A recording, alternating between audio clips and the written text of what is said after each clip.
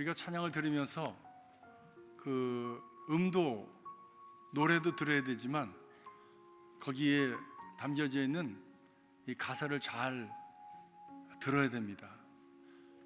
가사가 잘 들리지 않으면 밑에 있는 글을 잘 읽으셔야 됩니다. 왜냐하면 그 가사는 그 노래가 있는 이유거든요. 그 가사가 있기 때문에 노래가 있는 거거든요. 그리고 그 가사는 우리 신앙의 고백입니다. 우리 신앙의 고백입니다. 오늘 가사가 뭔지 제가 못 읽었어요. 근데 왜냐면 저기 빨간 걸로 가려놔가지고 저기 스크린을 보면서 내가 가사를 읽는데 하나도 안 보였어요. 그래서 가사가 뭔지 몰랐어요. 우리 이성경 권사님 한번 가사 좀 한번 읽어주시겠어요? 전체 쭉 한 번만 읽었어요.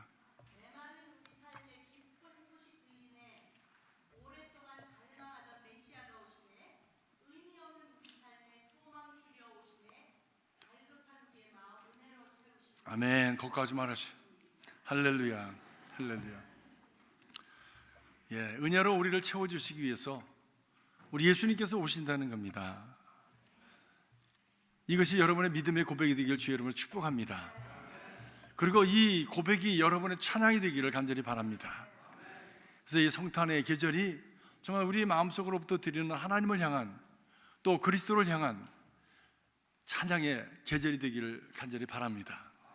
징글벨 지내고 그리고 선물 받고 끝내는 그런 계절이 아니라 정말 우리의 심령 깊은 곳으로부터 주시는 하나님의 은혜 그리고 우리에게 임하시는 성령님의 그 역사하심으로 인해서 예수 그리스도가 주로 고백되어지는 그런 성탄, 이것이 참된 성탄인 줄로 믿습니다.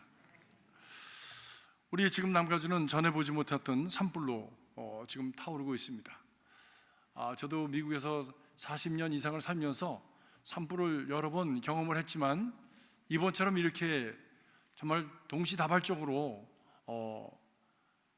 이렇게 혹독하고 그렇게 강하게 그리고 오랫동안 진행된 산불은 별로 보지 못했습니다. 시간이 갈수록 과학도 발달하고 모든 좀 테크놀로지도 발달한다고 그러는데 이 자연재해의 그 매그니튜드, 이 크기는 어떻게 그것을 따라가지 못하는 것 같아요. 벌써 지금 일주일 가까이 됐는데 다음 주간으로 넘어갈 그럴 것이라고 예보를 들으면서 이게 언제까지 이렇게 될 건가? 수십만 에이커가 타고 그리고 수많은 분들이 지금 14만 이상이나 되는 사람들이 이베큐에이션을 하고 그리고 참 많은 그 소방서원들이 투입이 되었는데도 아직 진화의 조짐이 지금 보이지를 않고 있습니다. 그러나 하나님이 하시면 쉽게 하시는 줄 믿습니다. 여러분 남가지를 위해서 특별히 이 진화를 위해서 기도해 주시기 바랍니다.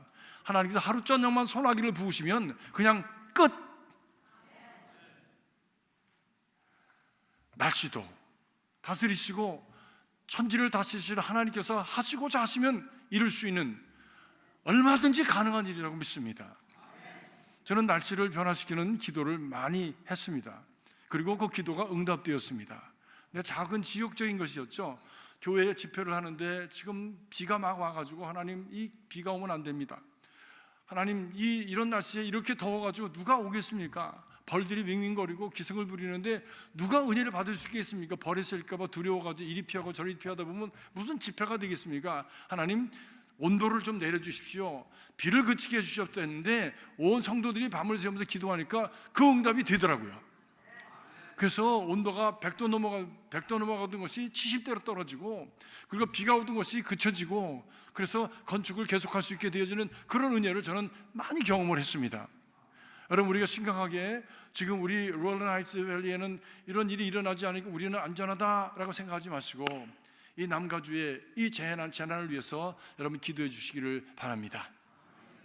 우리 남가주를 위해서 기도해 주십시오. Pray for California 영상 한번 보여주세요. 예, 지금 저렇게 불타오르고 있는 성령의 불이라면 얼마나 좋겠습니까? 근데 저게 재난의 불이니까 참 저렇게 어려운 가운데 우리는 지금 지나가고 있습니다. 엄청난 불들이 일어나고 있습니다. 지금 많이 진화된 것이 한 30% 정도밖에 되지 않은 상황인데, 앞으로도 어떻게 또 이것이 발전이 될는지 아니면 정말 진화가 될는지 알 수 없는 그런 상황입니다. 여러분, 진심으로 여러분 위해서 기도해 주시기 바랍니다. 같이 한번 기도하실까요? 같이 기도하겠습니다. 하나님 아버지, 우리를 불쌍히 여겨 주시옵소서. 하나님, 내 이름으로 일컫는 내 백성이 하나님의 그 악한 길에서 떠나 자기의 죄를 회개하고 하나님 앞에 아버지 하나님의 기도하면 하나님께서 하늘에서 그것을 듣고 하나님 이 땅을 고치신다고 말씀하셨는데, 아버지 하나님, 이 땅이 지금 아버지 하나님의 아픔 속에 신음합니다. 이 땅이 아버지 하나님 인간들의 죄악으로 말미암아 아버지 하나님 자연들이 신음을 하고 동물들까지도 신음하고 환경이 깨어지고 환경이 무너짐으로 말미암아 우리 스스로도 그 안에서 죽어가는 어리석은 자리에 처하게 되었습니다. 아버지 하나님, 긍휼히 여겨 주시옵소서. 우리로 하여금 아버지 하나님 욕심과 탐욕과 우리가 아버지 하나님 육신의 정욕과 안목의 정욕과 이생의 자랑을 향한 아버지 하나님 우리 삶의 그 아버지 하나님 모습들을 우리의 아버지 하나님 여참으로 우리 모든 죄악들을 주님 사해 주시고, 우리로 하여금 하나님이여 진정한 하나님의 평강과 하나님의 은혜를 구하는 삶을 살아가도록 축복하여 주시옵소서. 주님이여 재난을 당한 사람들을 주님 긍휼히 여기시고 저들을 아버지 하나님 하나님의 평안으로 인도하여 주시옵소서. 아버지 하나님, 저들의 삶에 새로운 역사가 일어나게 하시고 이 아버지 하나님 이 땅에 정말 하나님의 아버지 하나님 새로운 역사들이 일어나도록 주께서 친히 주장하여 주시옵소서. 도우시길 바랍니다. 재난을 통해서 우리 연약함과 우리 부족함과 우리 아버지 하나님의 죄악을 깨닫게 하시고 주님을 향해서 가까이 나가는 하나님의 백성들이 되도록 하나님의 역사하시고 인도하여 주시옵소서. 함께 하시길 소원하며 예수님의 이름으로 기도하옵나이다. 아멘. 아멘. 우리는 산불의 소식뿐만 아니라 연일 연야 재난과 테러의 소식들, 그리고 참 무서운 그런 범죄 소식들을 듣고 또 전쟁의 소식들을 들으면서 살아갑니다. 전 같으면 중동이나 제3세기에서나 일어났어야 되려고 생각했던 일들이 쉽게 우리 주변에서 일어나고 있습니다. 싸움과 갈등의 소식은 어디 곳에든지 들을 수가 있습니다. 평화를 원하지만 평화의 이름으로 평화를 깨는 일들이 우리에게 얼마나 많이 일어나고 있는지 알 수가 없어요. 인간은 참 모순적인 존재인 것 같아요. 원하면은 그 원하는 길을 향해서 가야 되는데 원하면서도 그 원하지 않는 일을 하면서 살아갑니다. 평화를 원한다고 하면서 엉뚱한 말을 하고 엉뚱한 행동을 해서 평화를 깨는 일들이 얼마나 많은지 알 수가 없어요. 평화를 지키기 위해서 총을 쳐야 된다고 여기고 평화를 지키기 위해서 사람을 죽여야 된다고 생각하는 존재들이 우리 인간들입니다. 미국으로 오려면 미국 가는 비행기를 타야 되는데 미국 감내하고 한국 가는 비행기를 타는 거예요. 이런 모순적인 존재가 어디 있습니까? 우리에게 진정한 이 평화의 길을 가르쳐 주시는 바로 그 길이 어디 있는가?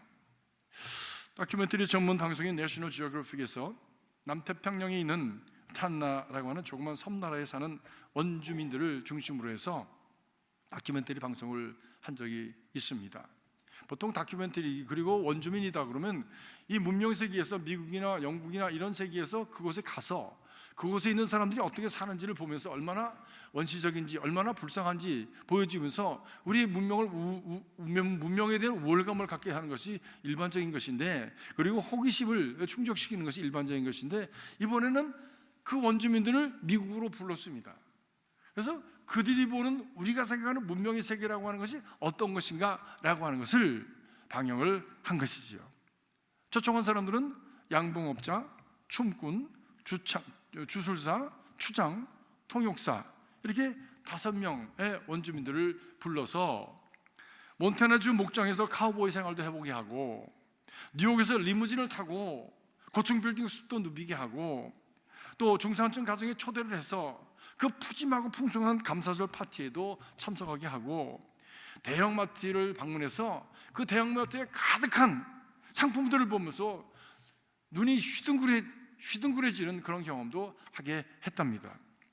그리고 나서 그들이 미국을 떠나기 전에 마지막으로 남기고 간 말이 우리에게 큰 충격이 됩니다. 미국 사람들이 기대했던 것은, 저들에게 기대했던 말은 놀랬지 라고 하는 말이었을지 모르겠어요. 근데 그들이 남기고 간 말은 무엇이었느냐? Are you really happy? 정말 행복하십니까? 평화는 어디 있습니까? 라고 하는 질문이었다고 합니다.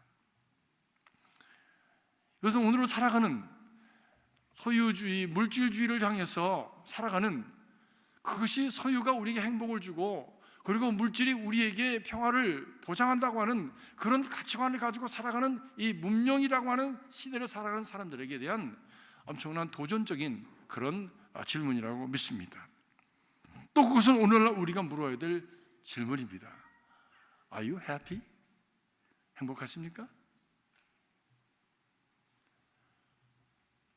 평화하십니까? 마음의 평강이 있으십니까?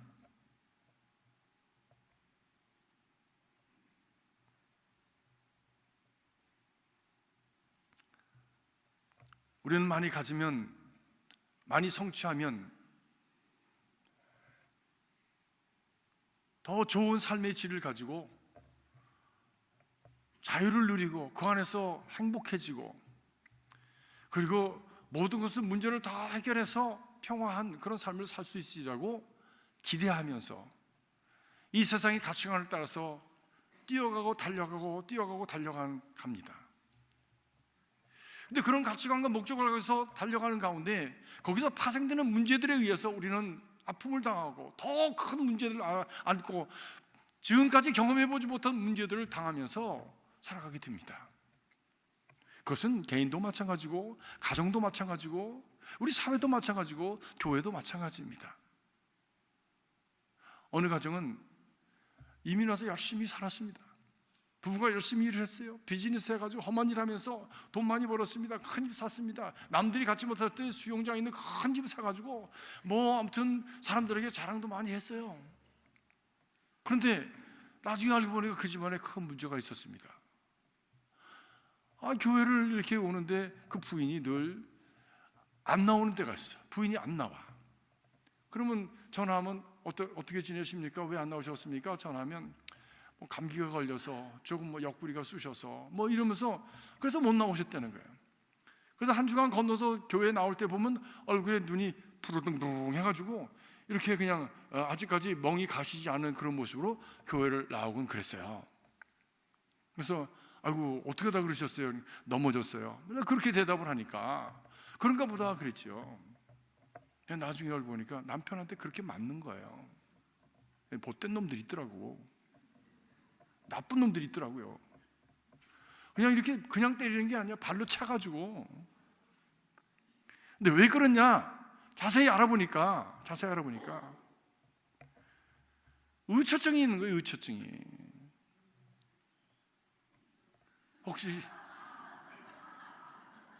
혹시 여러분의 가정에 그런 분 안 계십니까? 의처증 환자는요 그렇게 해놓고선 금방 잘못했다고 그래요. 또 금방 안 한다고 그래요. 그러고선 또 해. 그래서 이 여자는 불쌍하니까 또 살고 또 살면서 그것이 세월이 가서 그렇게 사는 거예요. 의처증이 있어가지고 부인이 전화하는 거 다 녹음해서 녹음 테이프를 다 이만큼 갖다 쌓아놓고, 그리고 밤에 그 녹음기를 틀어가지고 듣고선 자기 상상력을 막 발휘해가지고 동원해가지고 교회에서도 어느 남자하고 인사만 친절하게 하면 그거는 그날 가서 그냥 바로 그날은 그냥 눈이 터지는 날이야 그냥. 그런 집안이었어요. 근데 몰랐어요. 나중에 그 여인의 갈비가 부러지고서야 알았어요. 잠자는데 느닷없이 들어와가지고 옆구리를 발로 찬 거예요. 갈비 3대가 부러졌어. 남자가 들어도 화가 나. 그건 남자가 들어도 화가 나. 그 얘기를 그 전화 들으면서 상상력을 발휘하고 아마 그 남자랑 어디 갔을 거고 무엇을 했을 거고 자기 마음대로 막 이렇게 상상하다가 한밤중에 그냥 탁 터지는 거예요. 그래가지고 그랬을 것이라 여기 문을 열고 들어가가지고 부인의 옆구리를 차. 평화가 깨지니까 애들도 다 도망가고 집안에 남는 것도 없고 이태리째로다가 잔뜩 이런 거 잔뜩 해놨는데 다 그냥 집어 던져가지고 산산조각을 하고 그 다음에 또 갖다 그렇게 또 세워놓고 그러면서 사는 모습을 제가 맞습니다. 맞아요.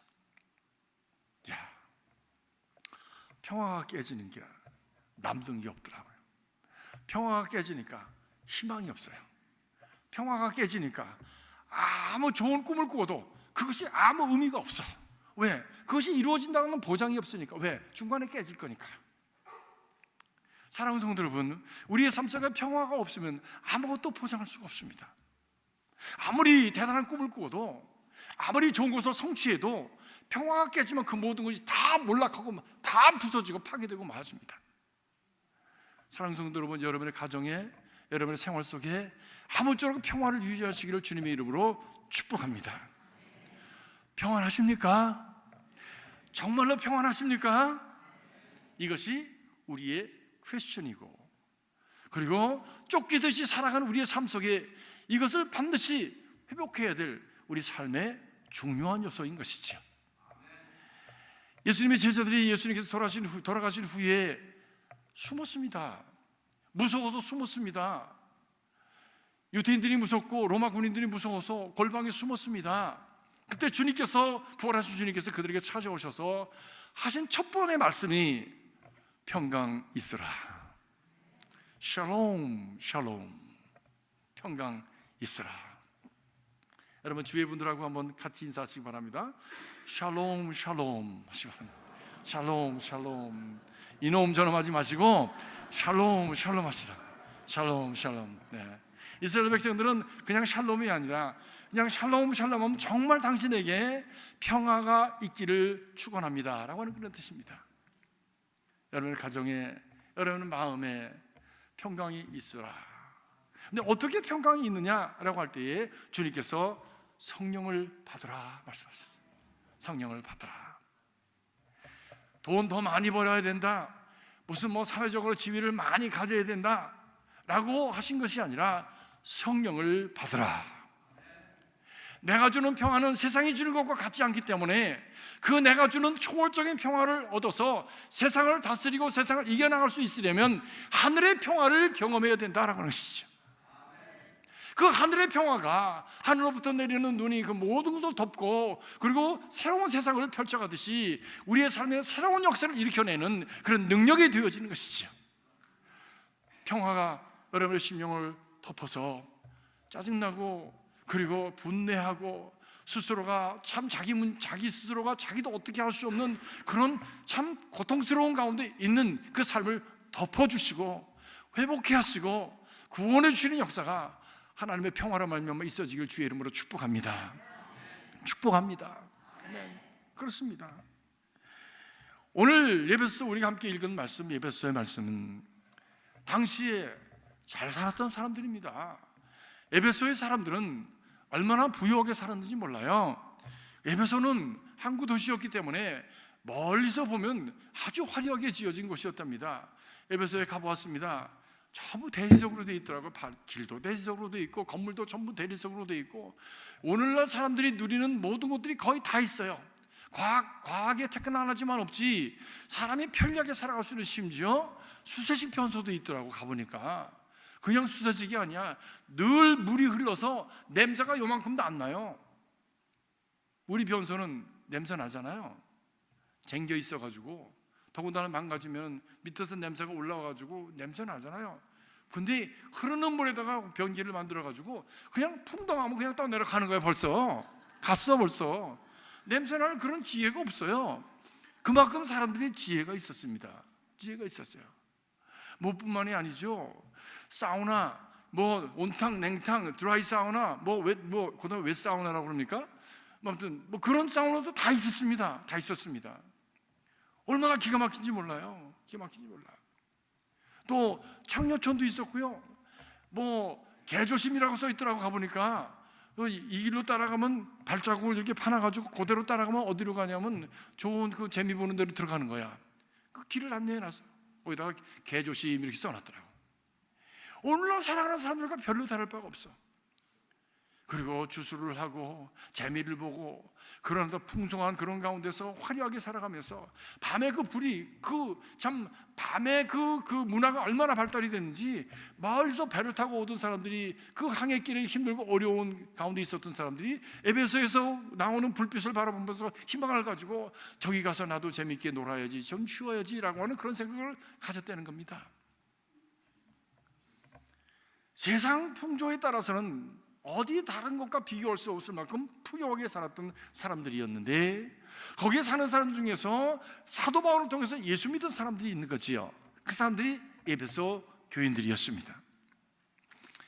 에베소 교인들은 예수 믿은 후에도 또 그 땅에 살고 있었던 유대인들에게, 또 주변에 있는 다른 에베소 사람들에게 무시를 당하고 또 소외를 당하는 그런 삶을 살았습니다. 유대인들에게 이방인으로 소외를 당하고, 또 당시에 살았던 그 에베소 사람들에게는 이상한 종교를 가진 사람들로 그렇게 무시를 당했습니다. 오늘 11절 말씀 보니까 이렇게 말씀합니다. 너희는 그때 육체로 이방인이요 손으로 육체에 행한 할례당이라 칭하는 자들에게 무할례당이라가 칭함을 받은 자들이라. 다시 말하면 무시를 당했다는 겁니다. 무시를 당했다는 거야. 이방인이라고 무시를 당했다는 거야. 우리랑 다르다고 무시를 당했다는 거예요. 윌리엄 바클리라고 하는 주석가는 이방인들에 대한 유대인들의 편견들을 이렇게 얘기했습니다. 유대인은 이방인을 매우 경멸하였습니다. 유대인들은 하나님께서 이방인을 지옥의 불쏘시개로 사용하기 위해서 창조하였다고 그렇게 생각했습니다. 또한 그들은 하나님께서는 자신이 만든 모든 민족들 가운데 오직 이스라엘만 사랑하신다고 생각했습니다. 만일 유대인 청년이 이방인 청년과 결혼하면 그 유대인 청년의 장례식을 치루었습니다. 왜냐하면 이방인과의 교제는 그 청년의 유대인으로서의 죽은 것으로 여겼기 때문입니다 라고 그렇게 얘기를 했습니다. 너는 이제 죽었다, 너 우리 식구 아니야, 너 우리 사람 아니야, 그러니까 이제 너는 이방인이야 라고 쳐버렸다는 것이죠. 그런데 오늘 13절 말씀 보니까 그렇게 생각하고 그렇게 취급을 받던 그들이었는데, 그러나 라고 하는 접속사로 모든 것이 반전이 됩니다. 전과 뒤의 내용이 완전히 100% 달라지는 거예요. 이 작은 한마디로 모든 것이 달라지는 거예요. 운명이 달라지고 내용이 달라지고 그리고 미래가 달라지는 것입니다. 어떻게? 이전 것은 지나가고 새 것이 되었다 말씀하셨습니다. 사랑하는 성도 여러분, 우리가 예수 그리스도 안에서 과거의 삶은 어땠든지 간에 예수 그리스도 안에서 그러나의 삶을 살아가는 귀한 존재가 되었음을 여러분 믿으시길 주의 이름으로 축복합니다. 그러나 하나님께서는 우리의 삶을 새롭게 빚으시고, 그러나 하나님께서는 우리의 삶에 새로운 미래를 주시고, 그럼에도 불구하고 우리의 삶을 하나님께서 새롭게 하시는 거룩한 역사가 있게 되어진 바로 그 사람들이 누구냐, 그 주인공들이 누구냐, 바로 예수 안에 있는 사람들이라고 하는 것입니다. 그러나 이제는 멀리 있던 너희가 그리스도 예수 안에서 그리스도의 피로 가까워졌느니라. 누구에게 가까워진 것입니까? 예수 그리스도로 말미암아 하나님과 가까워지게 된 것입니다. 하나님을 아버지라고 부를 수 있는 존재가 되어진 것이에요. 과거는 이방인으로서, 그리고 하나님을 알지 못하던 존재들이 하나님을 아버지라고 부르는 하나님의 가족이 되어지고, 그리고 하나님 안에 있는 모든 이들을 한 가족으로 여기는 그런 삶을 살아갈 수 있게 되어진 것이죠. 이것이 성도입니다. 이래서 성도의 교제라고 하는 것이 있는 것이죠. 성도의 교제는 형제님 또 자매님 하는 것은 뭐 부르기 좋으라고 그런 것이 아니라, 이런 신앙적인 의미, 한 아버지 가운데 우리가 한 가족이 되었기 때문에 brother and sister가 되어진 것이죠.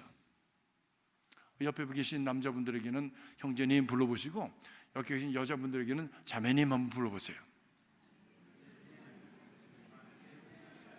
형제 자매의 의미는 거기에 있는 것입니다. 네. 정말 우리가 마음을 다해서 참으로 우리가 서로 간에 형제요 자매라고 그렇게 마음으로 부를 수 있는 그런 믿음, 그런 우리의 그 정이 생겨지기를 주님의 이름으로 축복합니다. 물론 어떤 사람들은 옛날에 무지하게 싸웠던 형제를 생각하면 그냥 지긋지긋할지도 모르지만, 그러나 하나님께서 주신 그 신앙 안에서 하나님을 아버지라고 부르는 믿음 안에서 우리가 우리의 형제를 바라볼 때에, 우리의 이웃을 바라볼 때에, 저가 내 형제요, 내 자매구나 라고 하는 그런 마음을 갖는 사람들, 그렇기 때문에 그에게 함부로 대하지 아니하고 그를 존귀하게, 그를 사랑하는 마음으로 대하는 것이 바로 성도의 마음인 것이지요. 하나님께서 우리 가운데 있는 그런 담을 예수 그리스도를 통해서 허시고 하나님과 우리가 하나 되어 아버지와 자녀가 되게 하셨다라고 하는 것이지요. 이스라엘 백성들은요, 너무나 담이 많았던 사람들이에요. 이방인과 자기들 참 선민이라고 생각하는 그들 사이에 그 담이 있었고요. 그래서 이방인들은 절대로 상종하지 못하는 존재로 여겼습니다. 예루살렘의 그 성전 안과 밖을 가르는 담이 있었습니다. 지금도 그 예루살렘에 가서 통곡의 벽에 가면 통곡의 벽에 들어갈 수 있는 그것은 남자만 들어갑니다. 남자만 들어갑니다. 제가 이스라엘 가가지고 마침 그 바미스바라고 하는 성인식을 치르고 있었는데 그 안에 바로 그 성벽 안에서 그 옆에서 하더라고요. 담을 쳐놓고. 또 거기는 남자만 들어가더라고요. 여자들은 또 못 들어가더라고요. 그 여자들은 바깥에서 그냥 좋아가지고, 아들이 거기서 성인식을 하니까 그 바깥에서 그냥 사탕 가지고 사탕만 막 던지고 그러지 그 안에 들어가서 참여를 못 하더라고. 성 안과 밖을 가르고, 성전 안과 밖을 가르고, 그 안에서 남자와 여자를 가르고, 그 안에서 성도들과 제사장의 자리를 가르고, 그리고 무엇보다도 이방인과 이스라엘 사람들이, 선민들의 그 밖을, 그 차이를 갈라서 이방인들이 절대로 그 안에 들어오지 못하도록 그렇게 저들은 격리시켰습니다. 뜰을 만들어서 남자의 뜰, 여자의 뜰, 이방인의 뜰, 그리고 제사장의 뜰, 그리고 맨 바깥에는 이 이방인의 뜰을 만들어 가지고는 거기다가 그 벽에다가 이렇게 써 있대요. 이 벽을 넘는 자는 죽임을 당하리라, 이렇게 써놨대요. 여러분 기억하십니까? 바울이 성전에 자기가 사랑하는 제자를 데리고 그곳에 들어갔다가 혼을 났지요. 돌에 맞아 죽을 뻔했지요. 왜? 이방인을 데리고 그 성전에 들어갔다고 혼이 났습니다. 그 전통이 그들에게 있었던 것이에요. 우리 인간 생활 속에 얼마나 서로를 갈라내는 담이 있는지 몰라요. 이것이 하나님께서 원하시는 것이 아니라고 하는 것입니다.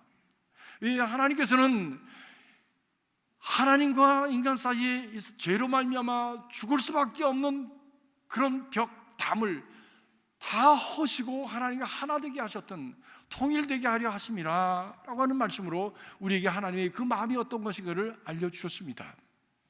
저는 남북한 그 통일도 이루어질 것을 믿습니다.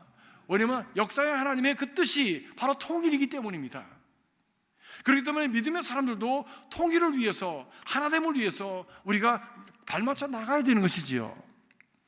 그런데 우리 가운데는 이 서로를 갈라내는 담이 얼마나 많습니까? 경제적인 담, 정치적인 담, 지방색, 학연, 지연, 인종 간의 담, 먼저 온 사람과 나중에 온 사람의 그 텃세, 나이로 인한 담, 남녀 간의 담, 수도 없는 담들이 이렇게 많아요. 수도 없는 담들. 어느 교회는 먼저 온 사람들이 너무 텃세가 강해가지고 이 나중에 오신 분들이 자리를 잡을 길이 없어. 그냥 이렇게 튀겨나가, 이렇게 띵 하고 튀겨나가. 너무 자기들끼리만 이거 똘똘 뭉쳐가지고. 여러분, 먼저 믿은 사람들은 나중 믿은 사람들 사이로 들어가 줘야 됩니다. 그래야 그들이 흡수가 되어지고 그 안에서 하나님의 자녀로서 가족으로서의 삶을 살 수 있게 되어지지, 우리들끼리만이라고 하는 것 때문에 나중에 온 사람들이 자리를 못 찾고 그만 슬퍼하면서 돌아가는 일이 생겨질 수가 있는 것이지요. 어느 교회는 그런 교회가 있대. 10년 이상 되지 않은 교회는 임원을 못한대요. 10년이면 강산도 변한다고 그러는데 사람이 어떻게 변할 줄 알아? 지가 먼저 죽을지 내가 먼저 죽을지 누가 알아? 근데 10년 이상 안 된 교회는 임원도 못한다고 하는 그런 몰지각하고 그렇게 편협스러운 말을 하고 그런 자세를 가지고 살아가는 그 사람이 신앙인이겠습니까? 신앙인이겠습니까? 남녀의 담 얼마나 큰지 몰라요. 우리 교회 전통 속에 보면 남녀의 담을 철저하게 그냥 갈라놓았잖아요. 남자 여자, 남자는 이쪽에 앉고 여자는 이쪽에 앉고 거기다 담을 쳐가지고 그래가지고 절대로 둘이서 눈을 못 맞추게 그렇게 우리 조상들은 예배를 드렸다고요.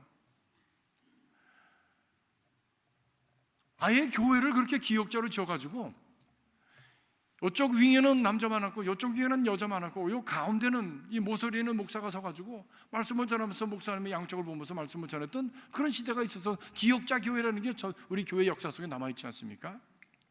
지금 생각하면 얼마나 원시적이고 우스꽝스럽습니까? 담을 친다고 하는 것이 이 훗날 보면 얼마나 참 우스꽝스러운 일이 될지 몰라요. 얼마나 원시적인 것이 될지 몰라요. 사랑하는 성도 여러분, 우리 가운데 있는 담을 다 허시기를 주님의 이름으로 축복합니다. 저희 교회에 와서 보니까 담이 있더라고. 어떤 담이 있냐면 남녀 간의 담이 있더라고. 속회 가도 남자 여자 따로 앉고 밥 먹는 자리에서 남자 여자 따로 앉더라고. 그래서 아니 미국 가가지고 몇십 년 사신 분들이 왜 이렇게 남녀 간에 이렇게 내외를 하시나? 라고 하는 생각을 했습니다. 그냥 모임은 부부끼리 같이 앉아서 이렇게 같이 하나가 되어서 나는 얼마나 부드럽고 좋습니까? 남자들끼리 모여서 허겁지겁 밥 먹고 여자들끼리 모여서 제제제제제제 하고 뭐 그런 것이 뭐 이렇게 좋아 보이지가 않아요. 여러분, 남녀 칠세 부동석이라고 하는 일은 지워버리고 이젠 예수 안에서 하나로 같이 하는 그런 아름다운 풍토가 우리 교회에 있기를 주님의 이름으로 축복합니다. 통일돼야 돼. 통일돼야 돼. 또 한 가지는 뭐냐면 교회 안에서 불합리한 것이 있어요. 교회 안에서 여자들처럼 봉사 많이 하고 수고 많이 하는 분들이 어디 있습니까?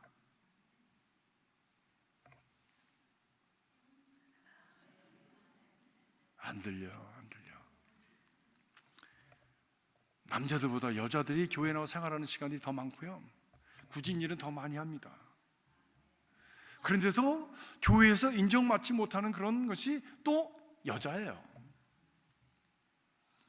전에 있던 교회에서 여자분들을 장로님으로 세우자고 그렇게 했는데 안 세워주더라고. 누가 더 안 세워주느냐? 여자들이 더 안 세워줘. 문제는 여기 있어요. 제가 남자들을 설득해가지고 여자 장로님들 세우십시다, 세우세요. 남자들은 다 찍었는데 여자들이 뭐라고 하냐면 여자가 감히, 여자가 뭐, 스스로가 자기 자신에 대한 비하의식을 가지고 있더라고. 여자는 안 돼. 어차피 여자는 그렇잖아. 여자니까 그렇지. 이런 생각을 갖는 거예요. 지도력을 스스로가 포기하는 거예요. 여러분, 저는 우리 교회에서 여자 장로님들이 앞으로 많이 나오기를 바랍니다. 소리가 너무 작아요. 소리가 너무 작아요. 물론 우리 남자 성도들이 훌륭하신 분들이 많이 있지만 여자가 있기에 남자가 있는 건 아닙니까? 남자가 있기에 또 여자가 있는 것이고, 그렇다면 이거 동등하게 쳐서 같이 가야지. 담을 치고 폄하하고 비하하는 그런 일은 우리가 교회 안에서는 없어져야 됩니다. 왜? 하나님께서 우리를 그렇게 짓지 않으셨기 때문입니다. 교회 안에서 여자가 없이는 어떻게 교회가 여기까지 왔겠습니까? 마지막까지 예수님의 곁을 지켰던 것도 여자고, 교회를 열어서 그 교회에 충성스러운 성도들로 섬겼던 일들이 여자고, 눈에 보이지 않고 귀에 들리지 않지만 여자들의 힘을 통해서 교회는 세워졌던 거예요. 남자들이 지금 별로 기분이 안 좋아요. 사랑하는 성도 여러분, 교회 안에서는 이런 참 하나님이 주시는 참 이 은혜 가운데서 하나가 되어지는 역사가, 평등케 되어지는 역사가 일어나야 될 줄로 믿습니다. 무엇보다도 율법의 담이 있었습니다. 율법을 다 게르져가지고 이 사람은 되고 저 사람은 안 되고, 그래가지고 많은 사람들이 상처를 받고 아픔을 당하지 않았습니까? 병든 사람은 하나님 앞에 죄를 졌기 때문에 그건 더러우니까 안 되고, 뭐 이래저래서 잘라내가지고 하나님의 은혜 가운데 나오지 못하도록 갈라내는 그 담, 그 벽이 많이 있었습니다. 그런데 하나님께서는 우리에게 은혜를 베푸셔서 병든 자도 와라, 가난한 자도 와라, 모든 이들이 다 은혜 가운데 오라고 말씀을 하셔서 그 모든 것을 하나 되게 하신 것이지요. 전에는 멀리 있던 너희가 그리스도 예수 안에서 그리스도의 피로 그 은혜로 말미암아 가까워졌느니라.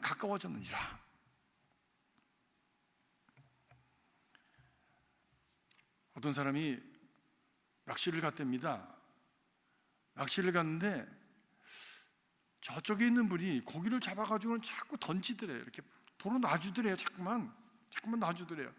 그래서 하도 이상해서 자기는 고기도 안 잡히고 그래서 참 답답한데 고기를 저렇게 잘 잡아서 왜 고기를 자꾸 놔줄까? 가서 살펴보았대요. 그랬더니 큰 고기를 놔주더라는 거예요. 이만한 큰 고기를. 작은 고기는 챙기고. 그래서 물었답니다. 아니 선생님, 왜 큰 고기는 놔주고 작은 고기를 챙깁니까? 큰 고기를 챙기고 작은 고기를 놔줘야지. 그랬더니 그분이 쳐다도 보지 않으면서 얘기하기를, 우리 집에 있는 후라이팬이 작아가지고요,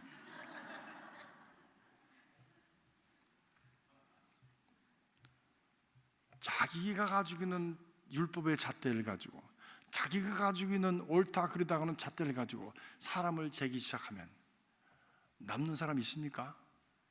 자기도 마음에 안 드는데, 자기도 마음에 안 드는데 남는 사람이 있습니까? 나중엔 자기 혼자 남는다고요. 주변에 아무도 남지 않습니다. 사랑하는 성도 여러분, 그 율법적인 마음을 내려놓고 은혜의 마음을 품고 서로를 품어가는 그 하나님의 사람들이 되시길 주의 이름으로 축복합니다. 조금 못생겨서도 품어주고, 조금 내 마음에 덜 들어도 품어주고, 나랑 좀 달라도 품어주고, 서로가 품어줄 때에 우리 안에 진정 하나님의 그 은혜의 나라가 이루어지게 될 줄로 믿습니다. 그 결과가 무엇입니까? 새로운 삶이 펼쳐져 가게 되어진다고 하는 것이지요. 평화의 삶이 펼쳐져 가게 되어진다고 하는 것이지요. 자기가 가진 기준을 내려놓는다고 하는 것은 참 쉽지 않습니다. 이것도 자기가 어느 경험에 의해서 오랜 세월을 통해서 내 안에 축적된 것 아닙니까? 근데 이것을 내려놓는다고 하는 것이 여간 쉽지 않은 거예요. 저도 내려놓는다고 많이 내려놓는데 아직도 제게 남은 것이 너무나도 많습니다. 그래서 저희 집사람하고 갈등이 일어날 때가 많아요. 왜? 내가 가지고 있는 잣대를 가지고 자꾸 집사람을 재는 거예요. 이건 왜 이렇게 했어? 저건 저렇게 왜 했어? 그건 무슨 말이야? 자꾸만 그걸 갖다 재단하니까 그것이 갈등이 되더라고요. 평화가 깨지더라고요. 교회에서 실컷 은혜 받고 집에 가면서 이 잣대 가지고 재는 거야. 그때 왜 그렇게 했어? 왜 저렇게 했어? 갖다 재기 시작하면 벌써 마음이 싸늘하게 식어가면서 받았던 은혜는 다 밀려나가고, 그리고 내 안에는 각다기 같은 마음에 쏟아옵니다. 그래서 가시밭이 생겨가지고 막 핥힐 준비를 이미 하고 있어요. 핥힐 준비를. 사랑하는 성도 여러분, 이 자기가 가진 이 기준을 내려놓고 은혜로 서로를 포용해 줄 때 새로운 생명의 역사가, 은혜의 역사가, 그리고 평강의 역사가 우리 가운데에 마련되게 되는 것입니다.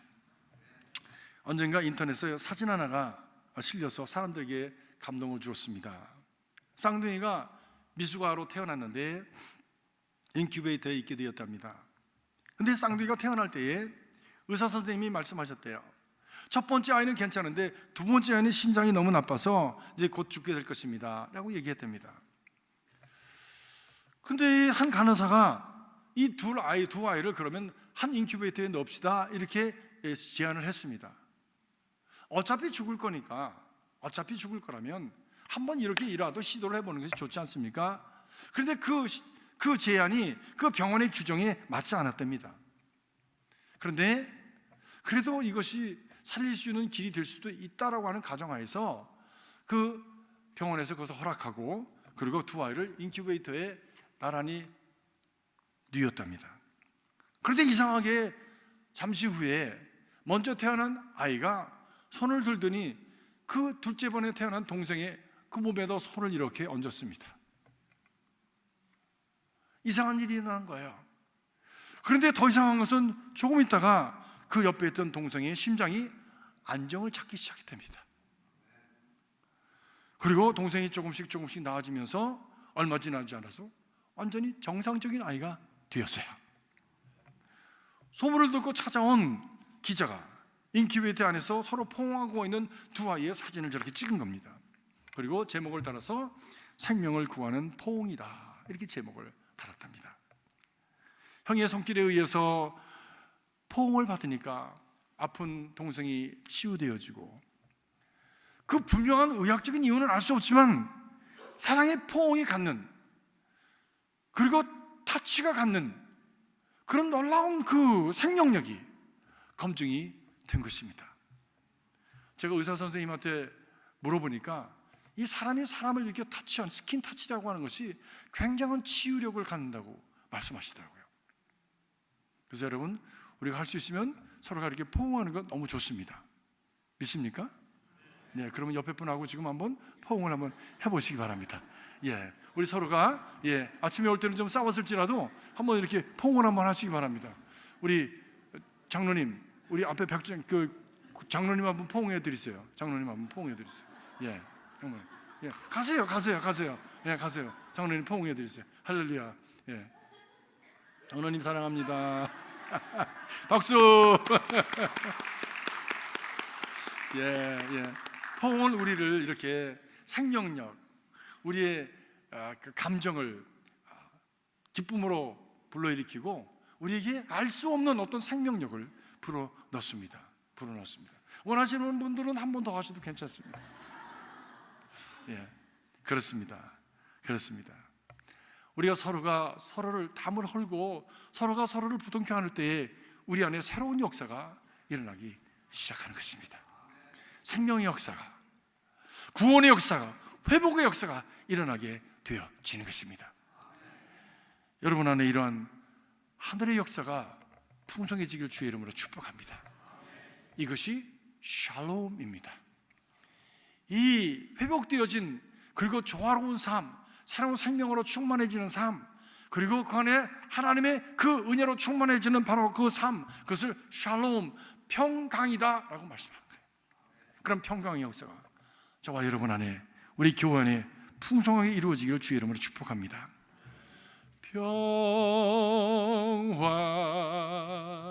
평화로다 하늘 위에서 내려오네.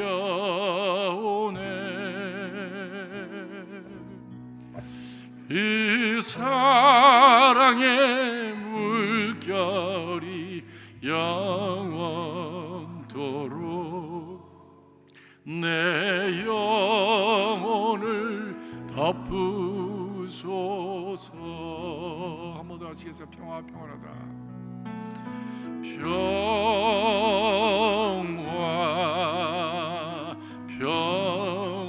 평화로다 하늘 위에서 내려오네.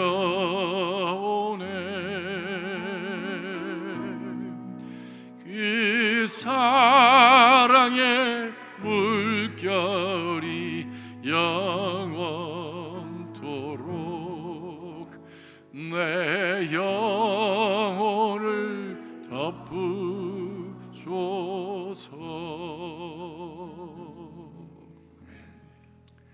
하늘로부터 내려온 이 평화가 누구입니까? 예수 그리스도다. 그게 말씀합니다.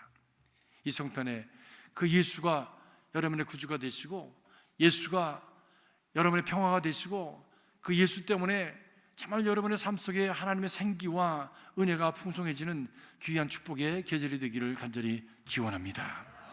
기도하겠습니다. 주여, 나를 평화의 도구로 써주소서. 미움이 있는 곳에 사랑을, 상처가 있는 곳에 용서를, 분열이 있는 곳에 일치를, 의혹이 있는 곳에 믿음을 심게 하소서. 주여, 나를 평화의 도구로 써주소서. 오류가 있는 곳에 진리를, 절망이 있는 곳에 희망을, 어둠이 있는 곳에 광명을, 슬픔이 있는 곳에 기쁨을 심게 하소서. 위로받기보다는 위로하며, 이해하기보다는 이해하며, 사랑받기보다는 사랑하며, 자기를 온전히 줌으로써 영생을 얻기 때문이니 주여, 나를 평화의 도구로 써 주소서. 아멘.